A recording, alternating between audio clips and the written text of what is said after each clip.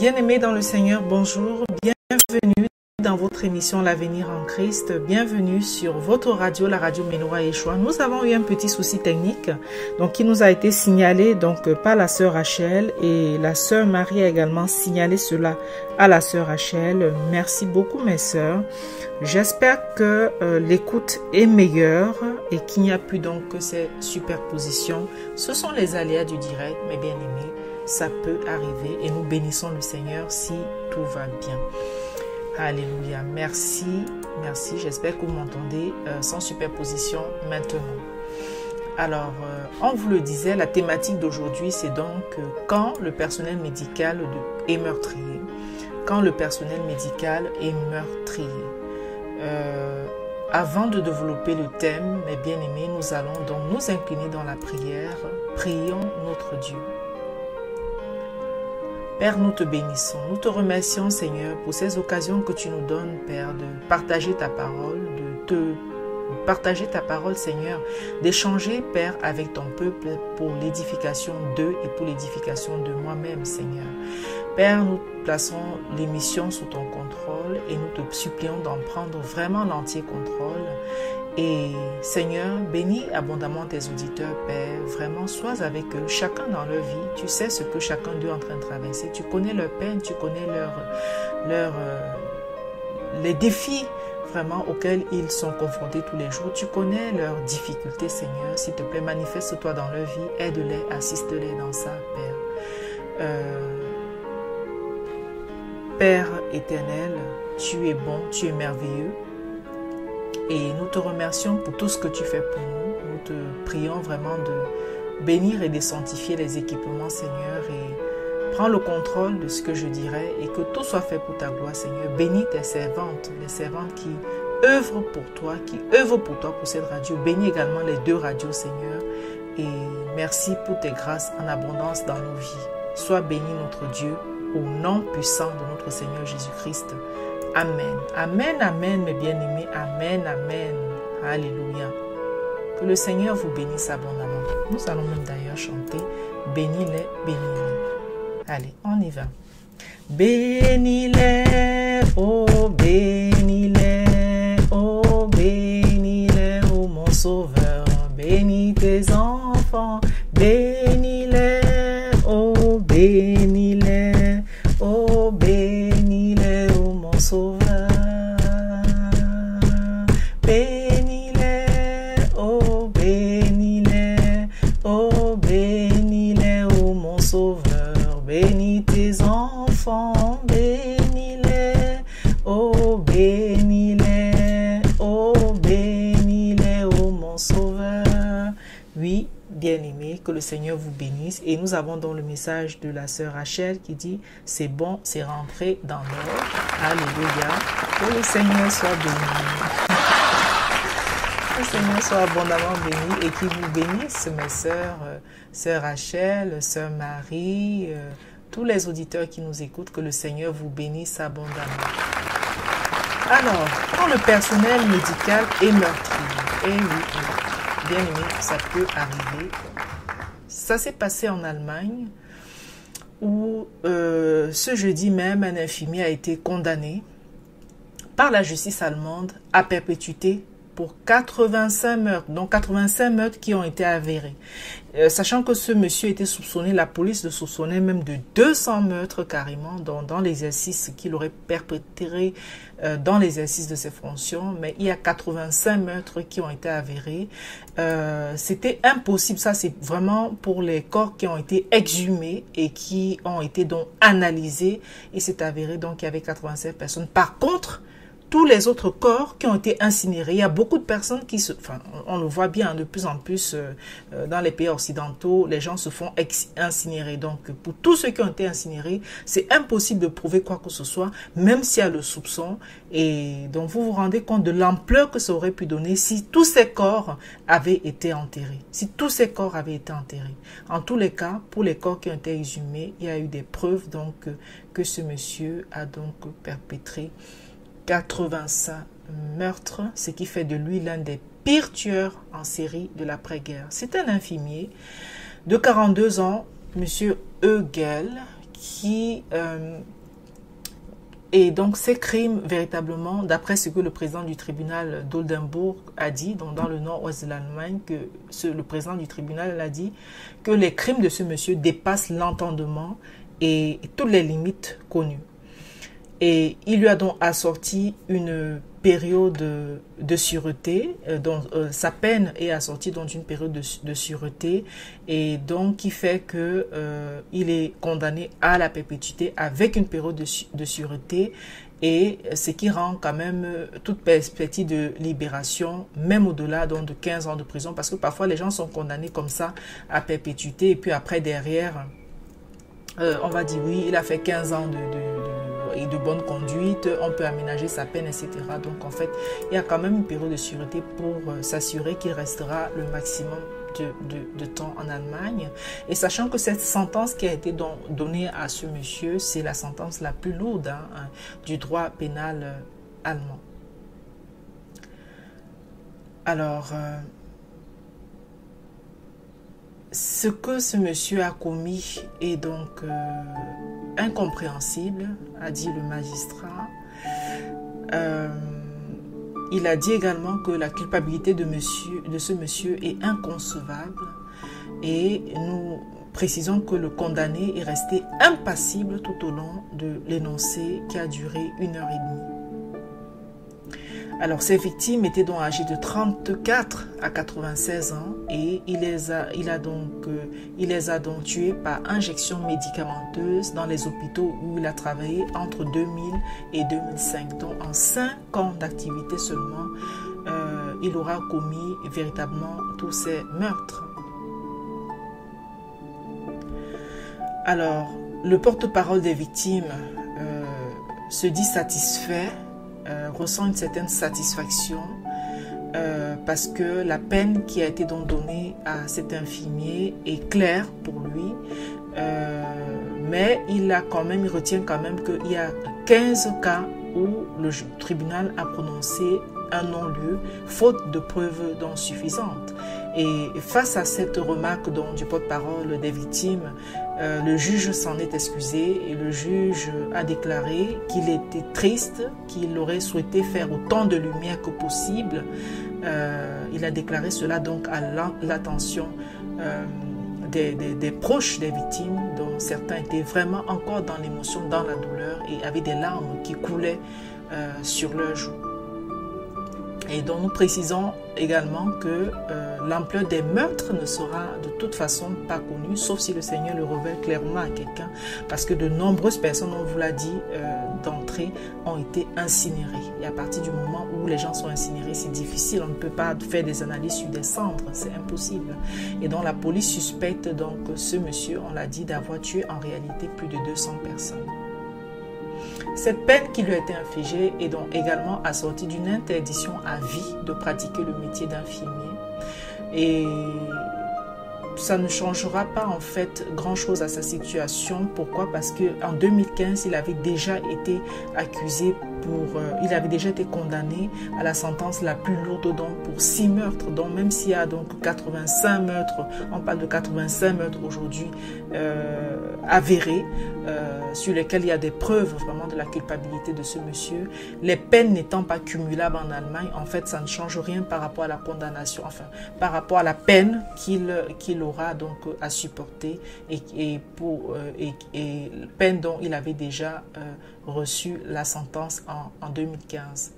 Alors l'infirmier va dire quand même qu'il veut sincèrement s'excuser auprès de chaque personne pour tout le mal qu'il leur a fait pendant toutes ces années, et il dit être poursuivi jour et nuit par la honte et les remords.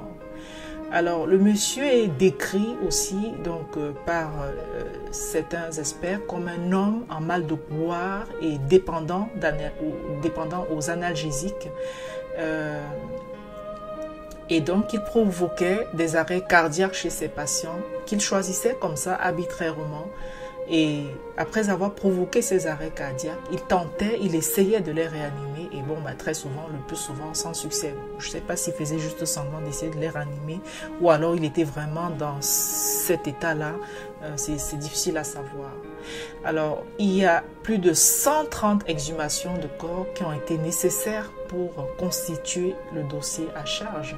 Et sur ces 130 exhumations, donc, il y a donc ces 85 corps qui ont été donc sur lesquels il a été prouvé des manipulations de ce monsieur ayant provoqué le décès. Alors, il y a aussi en cet infirmier une forme de maquillage de vérité parce que il a reconnu par exemple être l'auteur de 43 meurtres et il a nié 5 autres. Pour les 52 autres restants, il dit qu'il ne se souvient plus avoir manipulé. Lui, le terme manipulé, entre guillemets bien entendu, c'est un terme qu'il emploie pour décrire ses meurtres. Donc lui, il parle de manipuler les corps des gens. Il ne dit pas, voilà, je ne reconnais pas avoir tué les 52 autres personnes. Il dit, je ne me souviens plus avoir manipulé. Il y a quand même un détachement lorsqu'on regarde, voilà, quelqu'un qui dit manipuler, on sent quand même qu'il y a une forme de détachement entre l'acte qu'il a commis et la façon dont il perçoit cela. C'est quand même assez grave. Et dans le fait qu'il reconnaît une partie et que pour les 52, il dit qu'il ne reconnaît pas, sa crédibilité est donc mise en doute. Et donc, d'après le psychiatre qui a intervenu durant l'audience, le psychiatre dit qu'il est certes responsable de ses actes, mais il souffre d'un trouble narcissique sévère qui le pousse à mentir tout le temps. Donc il est présenté comme étant quelqu'un qui est tout le temps dans le mensonge. Pourquoi? Parce que en 2014, il avait déjà nié avoir manipulé, entre guillemets, donc avoir tué des personnes à Oldenburg, où il travaillait dans la ville d'Oldenburg. Puis, une fois confronté aux preuves, aux faits, il a avoué. Il a finalement avoué. Donc, c'est comme s'il a besoin d'être confronté aux preuves irréfutables pour pouvoir avouer. Alors, également est pointée la responsabilité des hôpitaux qui n'ont pas réagi malgré la surmortalité constatée quand même lorsqu'il était de service parce que, voilà, à chaque fois que quelqu'un est de service, on constate des décès. Bon, normalement, ça doit quand même pousser ces encadreurs, les cadres de santé qui étaient donc... qui avait donc la responsabilité de cet infirmier à réagir, à analyser, à se poser quand même des questions. Mais qu'est-ce qui se passe? Comment est-ce qu'à chaque fois que telle personne est en exercice, à ce moment-là, il y a une surmortalité? Qu'est-ce qui se passe? Alors, d'anciens collègues de Delmenhorst, parce qu'il a travaillé dans 2 hôpitaux au total. Il a travaillé à l'hôpital de Delmenhorst, il a également travaillé à l'hôpital d'Oldenburg. Des anciens collègues de Delmenhorst ont reconnu avoir eu des soupçons. Par contre, ceux d'Oldenburg ont tous déclaré qu'ils n'avaient pas eu le moindre soupçon. Et cela a d'ailleurs provoqué une forme d'exaspération du juge pendant l'audience qui a donc dit, bon, face à cette amnésie collective, entre guillemets. Et donc, pour le magistrat, il y a un maquillage donc, de la vérité. Et d'ailleurs, à un point où 10 de ses anciens collègues font l'objet désormais d'enquêtes pour parjure ou faux témoignages. Et l'hôpital d'Oldenburg s'était séparé de cet infirmier, mettant en avant une perte de confiance. Mais le problème, c'est qu'ils lui ont remis dans le même temps une lettre de recommandation élogieuse. Donc, en fait, il pouvait donc aller prendre un emploi ailleurs et être donc recruté. Et c'est ce qui s'est passé. C'est ce qui s'est passé. Il y a un monsieur qui va d'ailleurs le dire, donc un monsieur Marba, dont le grand-père fut victime de l'infirmier à Delmenhorst, va dire ils ont envoyé en toute conscience un meurtrier en série dans une autre clinique. Donc il y a un procès donc, contre des responsables des 2 hôpitaux qui doit avoir lieu au plus tard cette année avec donc cet infirmier incriminé comme témoin parce que la responsabilité des 2 hôpitaux est également donc pointée du doigt. Voilà mes bien-aimés, l'histoire d'aujourd'hui, le témoignage d'aujourd'hui, nous allons partager quelques versets bibliques parce que la parole de Dieu est notre phare. C'est le phare, c'est la lampe qui éclaire notre sentier et qui nous permet vraiment de comprendre comment est-ce que nous devons appréhender les choses, comprendre ce que le Seigneur permet et ce qu'il ne permet pas face à une situation précise. Nous lisons tout de suite donc dans Deutéronome 5, verset 17. Tu ne tueras point. Tu ne tueras pas. Ça fait partie des 10 commandements. La parole du Seigneur est claire. Nous poursuivons avec Luc 18, des versets 18 à 20. Alors un des principaux du lieu demanda à Jésus, « Mon bon maître, que dois-je faire pour obtenir la vie éternelle ?» Jésus lui dit, « Pourquoi m'appelles-tu bon? Il n'y a qu'un seul bon, c'est Dieu. Tu sais les commandements. Tu ne commettras point d'adultère, tu ne tueras point, tu ne déroberas point, tu ne diras point de faux témoignages, honore ton père et ta mère. » Alléluia.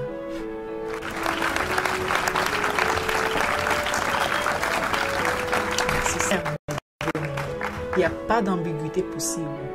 La parole du Seigneur est la réponse. Ça vient clairement répondre à chaque situation que nous pouvons traverser. Et il y a des tests bibliques qui correspondent dans la parole. Faisons simplement confiance au Seigneur et il va nous éclairer. Lui-même, il est là pour nous éduquer. Il est là pour refaire notre éducation. Il est là pour déconstruire ce que la société toxique d'aujourd'hui est en train de vouloir normaliser, est en train de vouloir inculquer à nos enfants.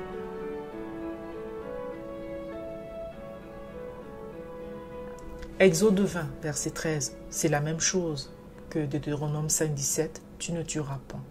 Lévitique 19, 16, tu n'iras point médisant parmi ton peuple, tu ne t'élèveras point contre le sang de ton prochain, je suis l'Éternel. Tu ne t'élèveras point contre le sang de ton prochain. Alléluia. Matthieu 5, 21. Vous avez entendu qu'il a été dit aux anciens, tu ne tueras point, et celui qui tuera sera punissable par le jugement. Tu ne tueras point. Nous marquons une courte pause ici, le temps pour nous d'écouter quelques versets, et nous allons revenir par la suite par quelques versets, une louange, pardon, et nous allons revenir avec une exhortation et avec un autre partage de la parole de notre Seigneur. Restez à l'écoute, mes bien-aimés. Nous revenons dans quelques instants.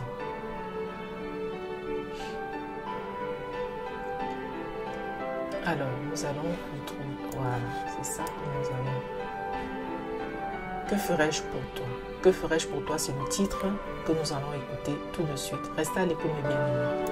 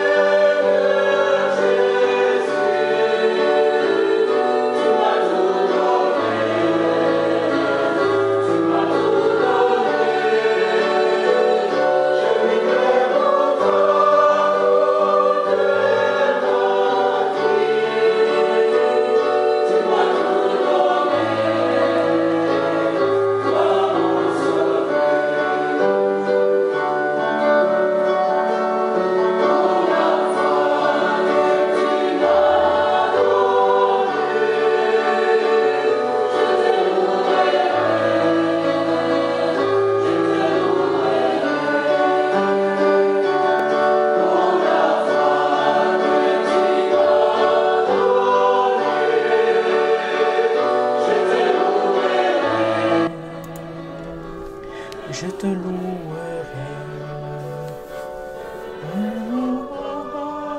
Alléluia. Pour la joie que tu m'as donnée, Seigneur, je te louerai. Pour l'amour que tu m'as donné, je te louerai. Pour la paix que tu m'as donnée, je te louerai. Alléluia. Bienvenue, mes bien-aimés, une fois de plus, dans votre émission L'Avenir en Christ, sur votre chaîne, votre radio, la radio Menorah Yeshua. Le sujet que nous abordons aujourd'hui dans cette méditation, c'est quand le personnel médical est meurtrier.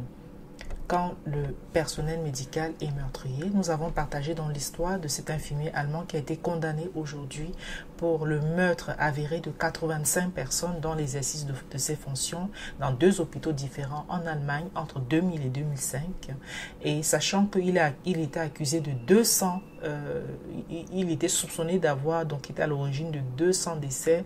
Alors les corps incinérés, malheureusement, il n'y aura pas d'études pour ces corps-là et donc ce n'était pas donc possible d'aller au-delà dans des 85 voilà. Il y a eu 15 non-lieux aussi, c'est bon de le rappeler. Nous avons partagé des versets bibliques et si vous êtes intéressé à écouter l'émission dans son entièreté, pour ceux qui prennent l'émission en cours, vous pouvez toujours écouter ce soir lors de la rediffusion à partir de 21h45 sur votre radio. Alors nous poursuivons avec Jacques 2 au verset 11. Car celui qui a dit « Tu ne commettras point d'adultère » a dit aussi « Tu ne tueras point ». Si donc tu ne commets pas adultère mais que tu tues, tu es transgresseur de la loi.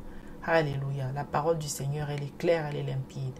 Voilà mes bien-aimés, la parole de Dieu est claire. Elle interdit de tuer. Alors nous devons absolument obéir à cette parole. Si le personnel médical se transforme en assassin, alors où va-t-on?